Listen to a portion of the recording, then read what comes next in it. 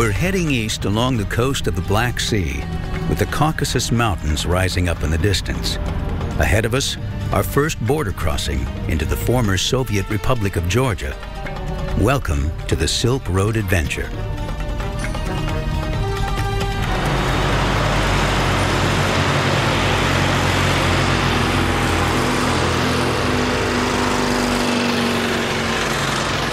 Georgia is relatively unknown in the West. We feel like we're going to a place where few of our countrymen ever visit. In fact, in 2004, the country saw fewer than 10,000 international tourists for the entire year. Known for its scenic beauty, legendary wine, and generous hospitality, Georgia belongs neither to Europe nor Asia. Coming over to Georgia, you know, it's been a very turbulent last 2-3 years there, but it solved itself. It's now very peaceful, it's nice. Coming to Tbilisi, it's such a cultural center again. And it's just so different people as we migrate east. Today we're in the southwestern part of Georgia, and this region is called Ajara region and has a population of 379,000. The town where we are now, it is called Batumi, and it is the capital of this Ajara region. We are going to the Gonio fortress. And it is one of the oldest fortresses in this Ajara region. It dates from the 17th, 18th centuries BC. And from the Hellenistic time, here was not a village but town. And this fortress was built mainly to preserve this part and to protect it from the northern tribes.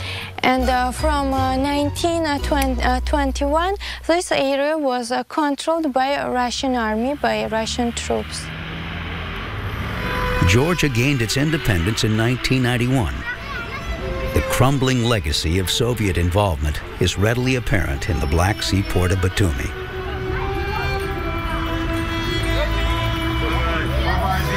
I have not been traveling through this part of the world at least 5 years. I remember some of the countries being so, they were blossom, and now they can barely make their living, especially Georgia. It seems to me that they've turned into different people, and they almost forgot whom they were just 10 years ago. And I know they will remember, but they need some help and assistance, I think.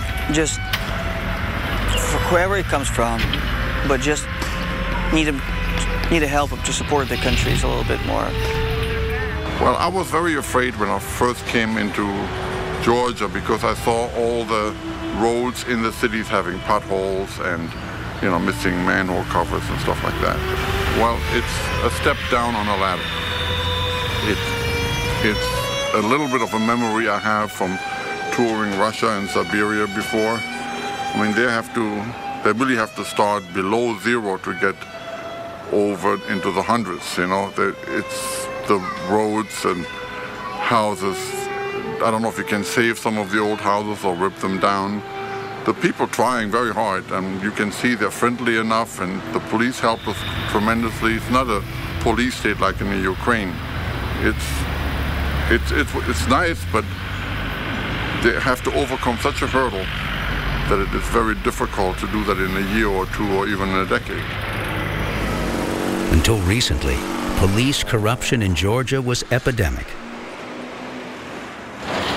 They were taking money, and it does not depend you made something wrong or not. They were taking it in any case. But now it is in order. Everything is in order, so no corruption anymore. Earlier we had policemen standing on the roads, but now this system is abolished because we have new police cars. Corruption aside, these are still hard times in Georgia. Young people, they don't have enough money to buy their own house or to rent it. because the salaries are not very high, so they can't afford it. And even after marriages, for example, if a boy is if he gets married, he lives with his own parents, with his wife. But sometimes they have money to rent a house or to buy. Before leaving Batumi, Helgi is interviewed by a local television station. I think the best people can do that meet motorcyclists or meet other tourists when they see to put on the best face, you know, show them good hospitality, and if we live with a good impression of your country, I think it has good prospect. Yeah.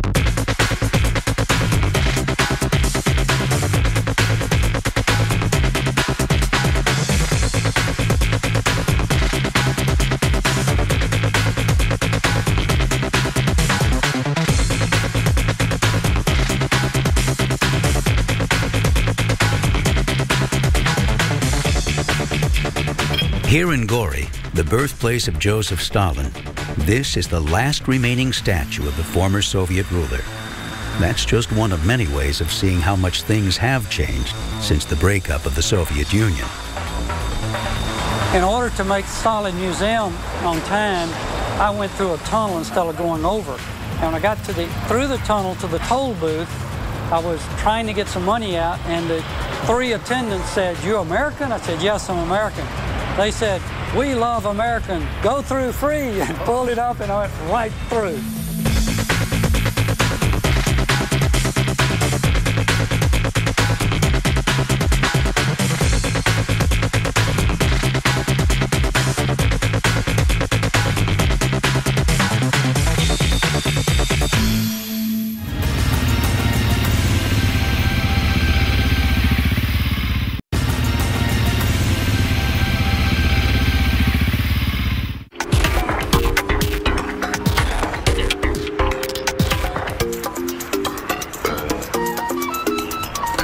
The capital of Georgia, Tbilisi, is one of the most ancient cities in the Caucasus.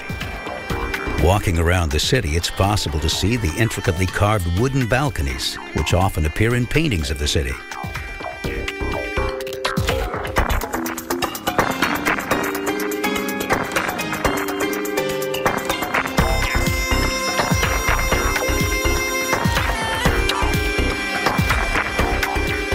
Rising up from the river in the heart of the old city, the Nerakala Fortress dates from the 4th century.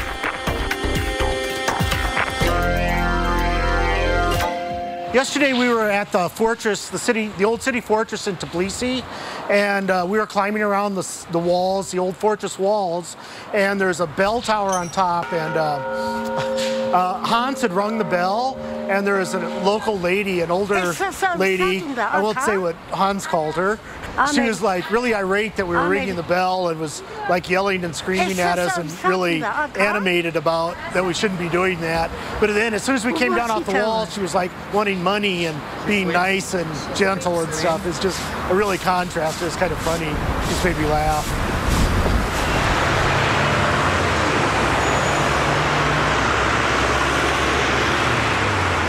Unlike the other countries of the Silk Road, Georgia is a Christian country. The Methaki Church of the Virgin dates from the 13th century.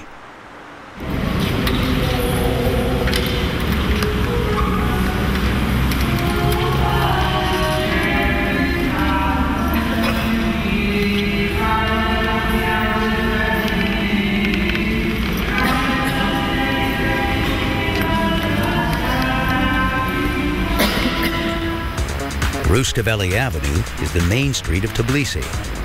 As a bridge between Europe and Asia, the culture here is a mixture of both.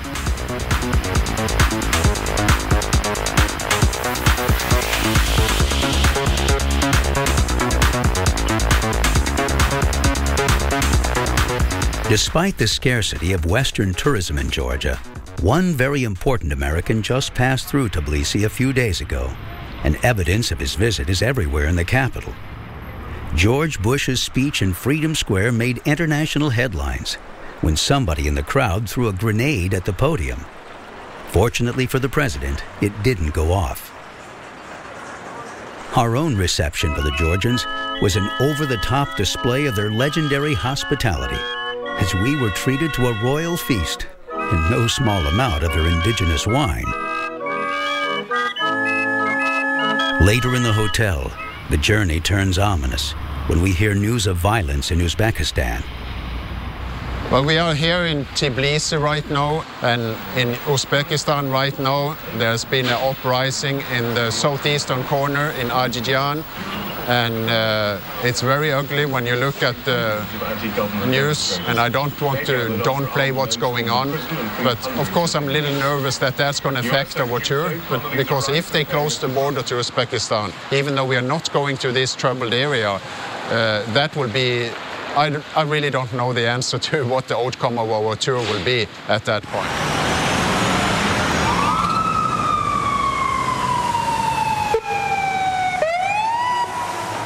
With the latest news from Uzbekistan, it was a little disconcerting to hear sirens and see the arrival of so many vehicles right outside our hotel in Tbilisi. What's going on? Why are there so many ambulances? Are they preparing for a demonstration here?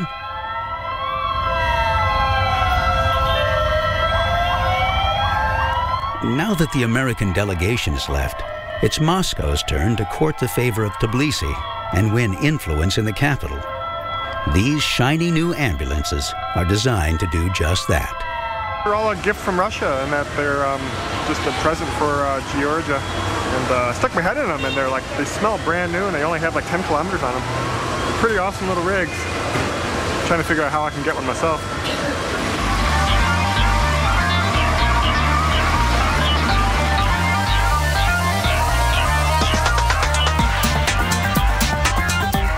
It's a long ride each day, and it's sometimes hot and sometimes it's cold. And, you sit on the seat, so, to keep on going, and it's a mental ride. You have to be totally aware of your surroundings because the traffic patterns are different here than they are in the States. So, it's a challenge. In Georgia, the traffic was just crazy. It's like there's no rules, and people cross the center line and come at you head on and things like that. And those are things that are hard to deal with. And no, it's not easy. It's not an easy way to travel, but it's a good way to travel because it really does. It really immerses you in what's going on and what's going on around you. You're very much part of it. If you fall behind, I have seen it before, then you have double the riding to do the next day to catch up. But, that's part of the challenge, This is a kind of an adventure ride. It's not a luxury tour where you sit in a big cushiony chair and being chauffeured around. I mean, you lose some weight too, that's kind of cool.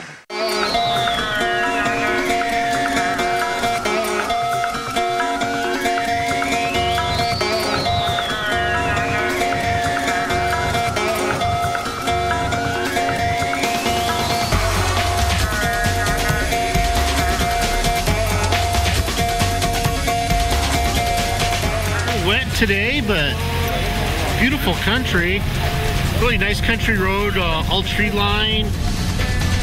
Oh, nice and green. Fertile, looks fertile, like they grow a lot here. So looking forward to seeing some more of the country. Lots of animals, no pigs. The pigs I think are gone until China, but sheep, goats, and cattle.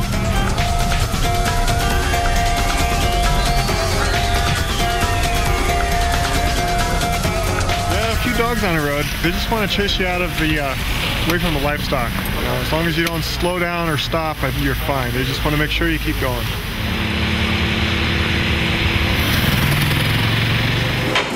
Stoke that baby up. I'm trying to warm up. That's what's happening over here. Kind of a cold, wet ride this morning. It's tradition to offer tea to the guests or somebody. First question is, would you like tea? It's very important that like cigarette, it's our tradition to offer our guests tea. But you see special form of this cup. We call this cup armudi. armut in Azerbaijan language means pear, because this form look like pear. Yeah. Hello. For such a small country, Azerbaijan contains a wealth of natural splendor. In fact, the small country contains 9 different climatic zones.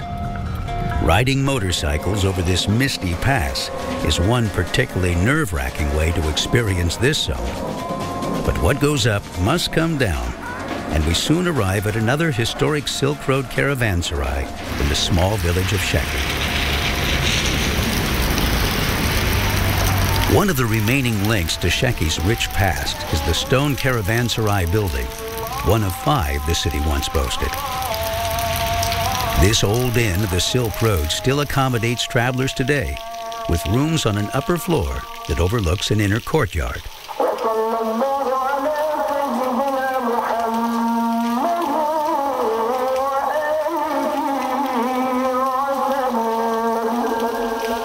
In the evening, the locals refuse to let us rest and insist on sharing a bullet-shaped bottle of vodka with us.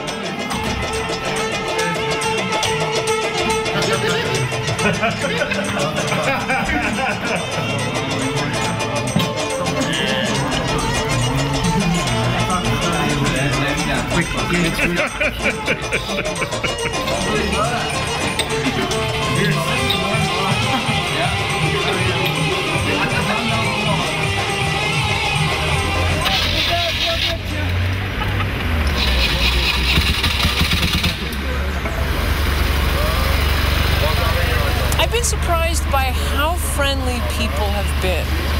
I mean, I got tired of waving at people. I'm in Azerbaijan. I'm riding one-handed all day.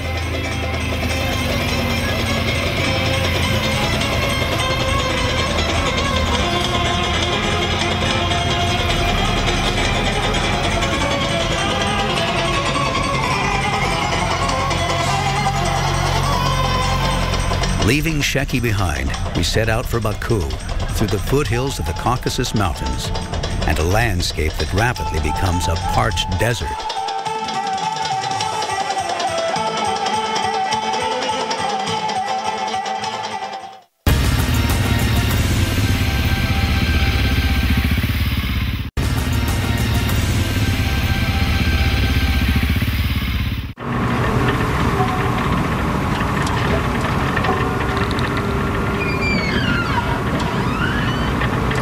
For at least 2,500 years, oil has come out of the ground near Baku to be exported around the world. The world's first deep oil well was drilled here in 1884. By 1913, there were 3,500 wells in Baku, transforming the city into a cosmopolitan industrial center. Today, a lot of foreign companies, the biggest foreign company is BP, and also Ramco, Total, McDermott, some companies from USA, some companies from England. Even Nobel brothers come here and came here in Azerbaijan and works in Azerbaijan. They had office here.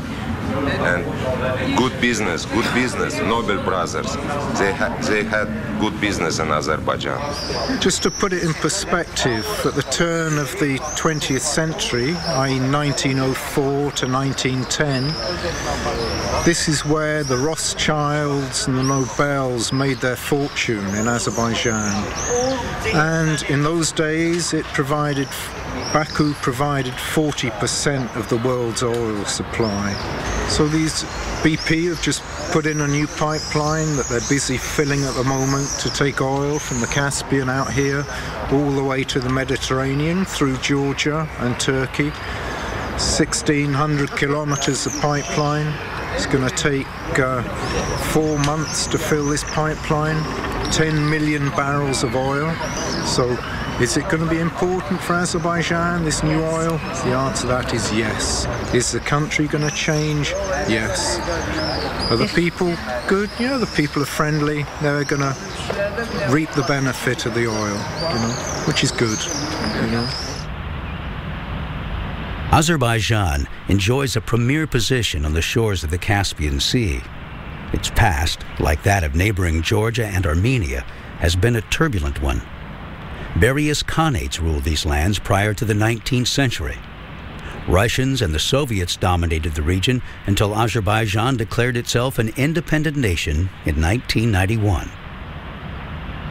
Although we are among the very few travelers who come here for the history and culture, as opposed to the business of oil, we will enjoy the comfortable improvements the city of Baku has invested in to cater to Western investors. Tourism now is just grows, but not very important for us. The first oil, but tourism, we know that tourism is very important also.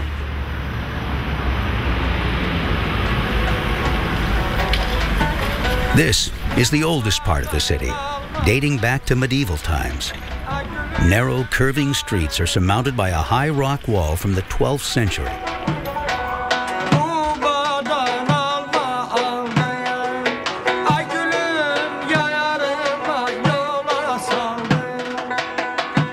The Maiden Tower overlooks the Old Quarter and the sea. With a past shrouded in mystery, it's one of the many architectural gems in the sector.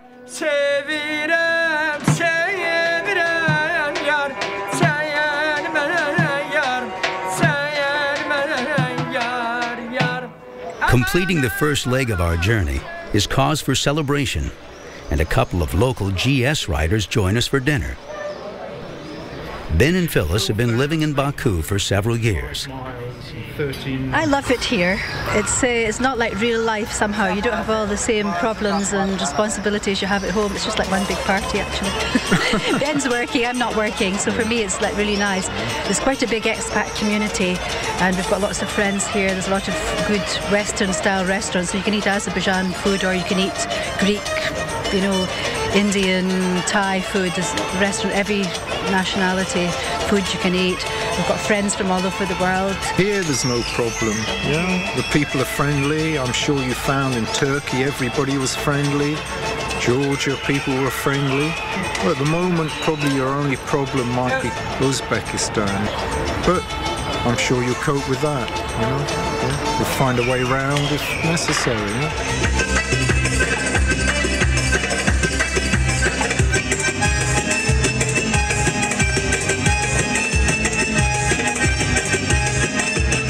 With Central Asia looming ahead, it's time to reflect on the past and how far we have already come on the Silk Road adventure. It's amazing. It's like I thought the people in Turkey were perhaps the most cordial people I'd ever met, and progressively I think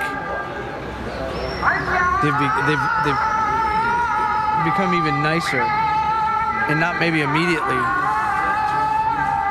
On first glance, here they don't look at you with a smile right away with you, but the moment you say something, the moment you engage them, they're just that much more kind. And so Azerbaijan's been really cool. I mean, unfortunately, we came in through rain. There's some brutal riding, some tough roads, some really tough roads. I think it's taken a toll on some of us, but I mean, it's incredible, Again, just the stark contrast, moving into Georgia, moving into Azerbaijan, it's like contrasts are getting even harsher. But for me, it's more incredible that way. The highlights of the Silk Road tour, I think for myself, is going to be getting to Turkmenistan. It's been a bottleneck in this whole project.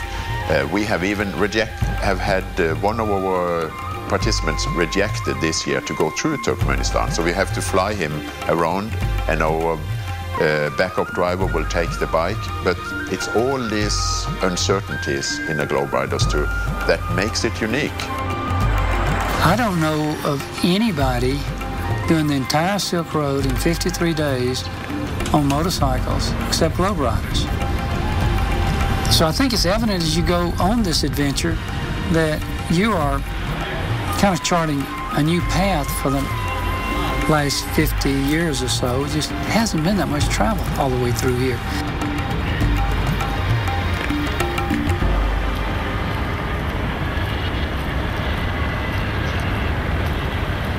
leaving Baku in Azerbaijan, crossing the Caspian Sea, it's not an easy feat because it's no ferry there. You cannot just go up and say, yeah, I would like a ticket for the 10 o'clock ferry. Oh no, we have to rent part of the ferry. It's a lot of stuff going on in the background. So we may be doing something that few people are doing in the post-Soviet era, and that's going across the Caspian Sea. There's a large oil tanker coming through the shallow channel that we're going to go through. The channel is only 1.5 meters deep. We'll like miss the bottom by about 5 feet, but there's a tanker coming from the other direction. So we've had to turn back around and go out and do a holding pattern until that tanker comes through the channel. And then this is why we're making this large sweeping turn. We are actually heading back west 2 minutes ago, and now we're swinging south and then heading back east, and then we'll go through the channel. So we are not lost? We are not, well, that's... You feel confident this is okay? The boat's not lost. We, however, another story. Pretty exciting. We're watching a depth gauge over there. There's 1.6 meters of water underneath the bottom of this ship, which is only about, what, 5 feet? 5 feet of water or so. But yeah, they're letting us have full reign of the instruments in there. Of course, when John tried to touch something, they slapped his hand a little bit.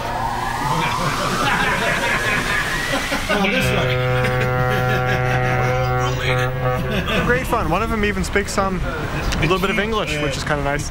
I and Turkmenbashi, short Turkmenbashi, 32 miles. What is this? Ship. Oil rig? Platform. Oil platform. We're going to land in Turkmenbashi and go through customs, and that could take hours. With the rocky shores of Turkmenistan in the distance, the 26-hour ride across the Caspian Sea is almost complete, and we will soon be in a country known as the North Korea of Central Asia. After a long night of customs procedures, we're released to the Spash Hotel in Turkmenbashi. The city is named after the president of Turkmenistan, who chose this name for himself when he came to power.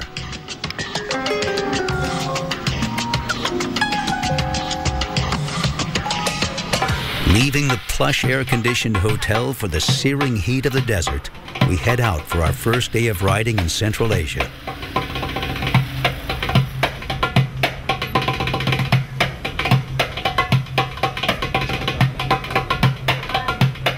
Only a few miles into our travels, we stop to take photos of the first camels we've seen on the Silk Road adventure. In the distance, a young camel herder watches us from a hill. When he has seen enough, he ventures down to round up his herd, undoubtedly surprised by our interest in his animals. He probably thought we were going to steal them. As much as 90% of the country is covered by the Karakum Desert, a vast wasteland of sand and bush. This is the hottest desert in Central Asia, and few people attempt to eke out a living in such desolation. Two of those, or should I just take one? And we're here at the lovely local mobile station. So how much does a full tank cost? Did it cost you? I think it's going to cost me around 60 cents, something like that. Before we left, our host offered to butcher one of his goats for us. So how much does it cost for a goat in America? How much for a goat? I've never bought a goat in America. You can probably buy a good goat for... I can tell you how they go for the hour. $100. Can we get one by the hour?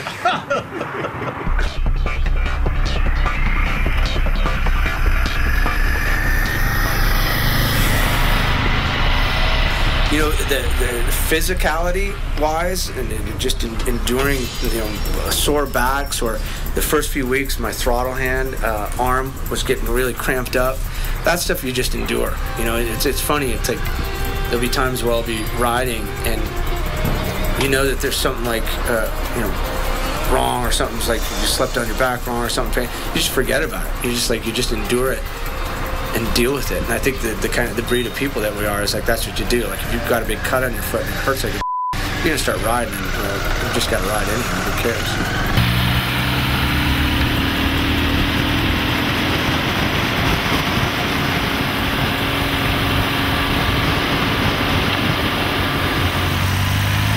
Ashgabat is situated on the Great Silk Road, which started the 1st century AC, and it was a small fortress. Since that time, all the trade routes and the caravans were passing by through this small fortress, and then all the trades from Russia to China. It was like a linking place for travelers of East and West. Now, as many people, as many guests and tourists say, they see our marvelous city. It's the beauty. It's white, and we used to say Ashgabat is it's a marble city. Oh, I like Turkmenistan a lot. I could fill the 35-liter tank for 50 cents, which was a lot more than other people were spending. But compared to the $8 a gallon, I put almost 90 lira worth, like $85 worth of gas into the tank when we first got it out of the container. I think the political difference between Turkmenistan, where you have this egomaniac, this megalomaniac, which on every coin, every dollar bill, every building, if he's not in gold leaf, it's a big picture of him up there. He thinks very highly of himself. And yet at the same time, on the flip side of that, it was probably, Ashgabat was probably one of the most beautiful cities. This city of marble, gleaming palaces and fountains in the middle of the desert is the creation of one man, Sapirmirat Turkmenbashi, the self-proclaimed father of all Turkmen. In the middle of the capital, the Arch of Neutrality, one of dozens of monuments he has erected in honor of himself. There's even a monument for his book.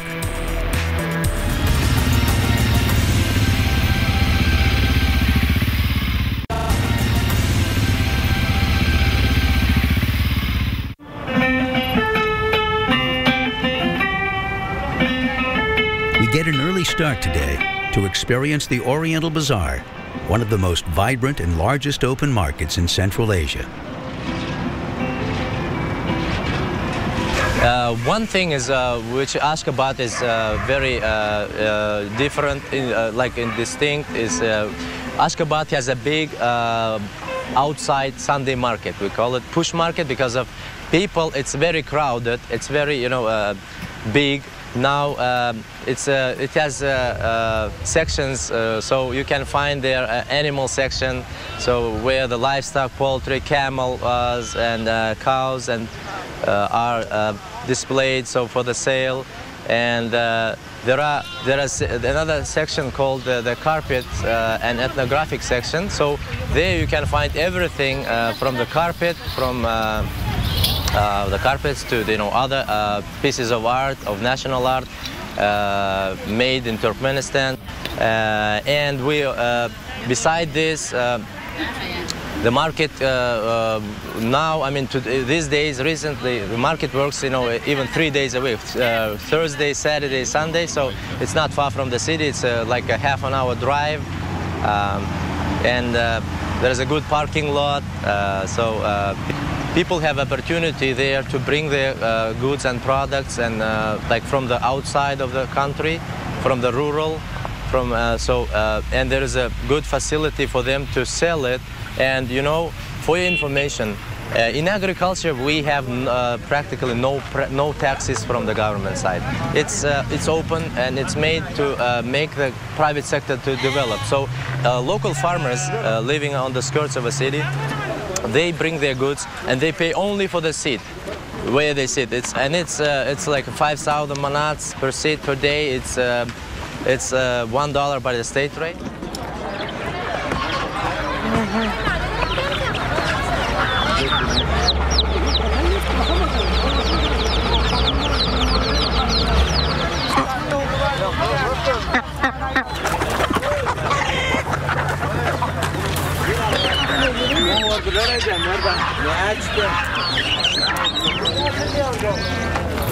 It's somewhat uncharted territory right now for a traveler, but it's pretty self-evident as we go through that people are just stopping and looking. They haven't seen many Westerners in some of these countries. There are so many strange places that we go, like Turkmenistan. Nobody go there. I don't know about any organized motorcycle groups that ever went through there. And being a photographer, this is going to be, no film this time, it's all digital, but I'm going to take gigabyte after gigabyte of pictures.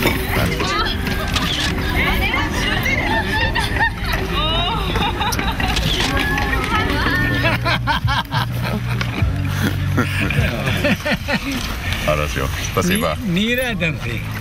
Me? America. Ja, tourist. Salam alaikum. Gelin bakalım. With motorcyklister. Motor. The tourism. Turkey. Georgia, Azerbaijan. It's great to be able to travel the old Silk Road routes.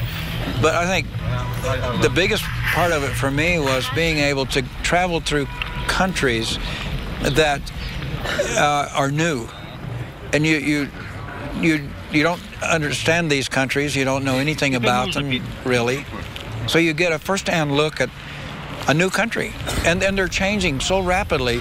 They're not going to be the same in another 10 years. So it's great to be here and see them as they are now. You're seeing so many different cultures, peoples, countries, ways of dress.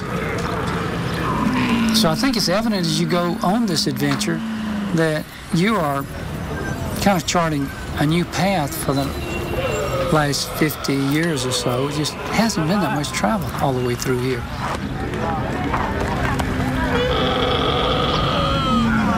One of the highlights of our visit to the Sunday Bazaar in Turkmenistan, the camel market.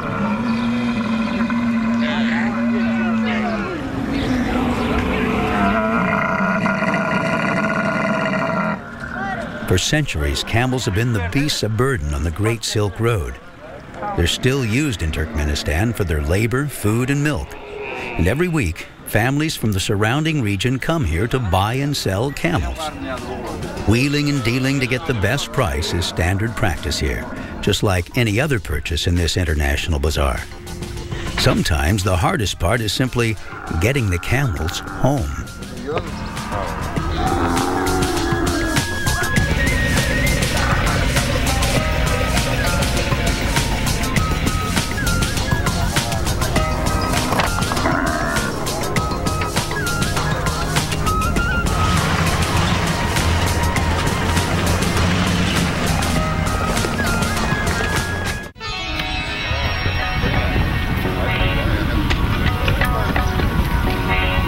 Being with an organized group, with Helgi as a world traveler, I put a lot of trust in his knowledge, and it has certainly proved to be very good. And when we eventually did get into these countries, it was not at all what I expected. These people, again, took us in with open arms, and I never felt uneasy at any point in time.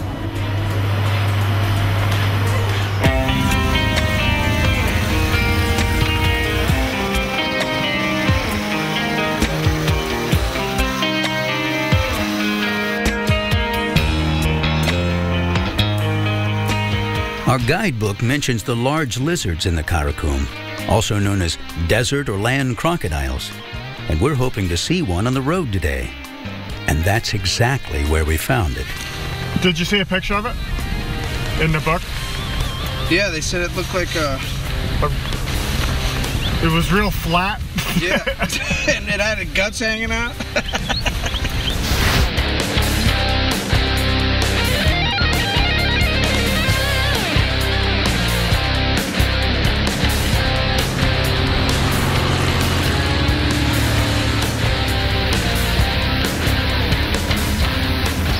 The Silk Road adventure for me has been a historic journey, a cultural journey, and a geographic journey, and that's just been outstanding to read about things, to read about historic events, ancient events, the Hittites, Alexander the Great, to have read about Genghis Khan before and reread it again, to read about Tamerlane. If I'm not mistaken, we have over 4,000 historical places and archaeological sites to look at and very old. So our history starts with like 7,000 years of history we have. So starting from the ancient times, so the Neolithic period, so then the Stone Age and Bronze. So even that time the people just inhabited this area, so we have a long tradition, long history. Merv is one of the oldest ancient oasis cities along the Silk Road in Central Asia. In the 12th century, Merv was the capital of the Seljuk Empire, which extended into Iran, Afghanistan, Syria, and the Caucasus. In ancient times, there was a big complex consisting of 5 cities with walls that were almost 100 feet high, now in ruins. 150,000 people lived in ancient Merv, and the city boasted 12 libraries, 11 madrasas and mosques, and a post office that used pigeons to send the mail. Looking out across the ruins here today, it's difficult to imagine the scale and complexity of what was achieved in this oasis. Several important museums are in the area to preserve the artifacts found at the site, along with various aspects of traditional culture. I think it's important to read as you go through on the trip. You want to go back and reread Travels of Marco Polo. You want to read The Foreign Devils on the Silk Road to understand some of the things that have actually gone on. Central Asia is almost the origin of many parts of Turkey, many parts of India, Iran, that people came out of Central Asia. From a standpoint of variety, it's just more to see as you go through this amazing road called the Silk Road.